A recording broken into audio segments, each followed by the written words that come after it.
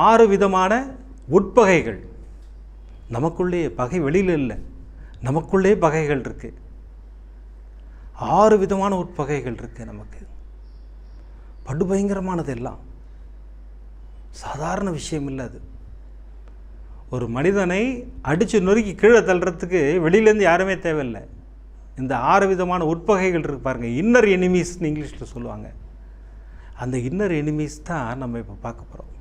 அந்த உட்பகைகள் என்னென்னு கேட்டிங்கன்னா, காமம், கோபம், பேராசை, வெறுப்பு, அகங்காரம், பொறாமை. நான் இப்போ சொன்ன பிறகு உங்களுக்கெல்லாம் புரிஞ்சிருக்கும் அது என்னன்னு. காமம் தலை தூக்கிச்சுன்னா என்ன நிலைமை ஆகுன்றது நமக்கெல்லாம் தெரியும். அதே மாதிரி கோபம் உச்சத்துக்கு போச்சுன்னா என்ன நடக்கும்னு அவருக்கே தெரியாது. அடுத்து பேராசை, ரொம்ப மோசமானது. வெறுப்பு, அடுத்தவர்கள் மீது வெறுப்பு. பொறாமை, இதுதான் ரொம்ப மோசமானது. இந்த 5 விஷயங்களும் மிக மோசமானதுன்னா, அடுத்து நான் சொல்ல போகிற ஒரு விஷயம் அகங்காரம். இது மிக மோசமானது.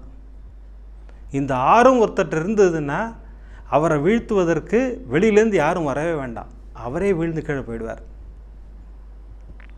அதனால் இந்த 6 உட்பகைகளையும் வெல்வதற்கு நம்ம செய்ய வேண்டியது பாபாவின் பாதங்களை கெட்டியாக பிடிச்சிக்கணும்.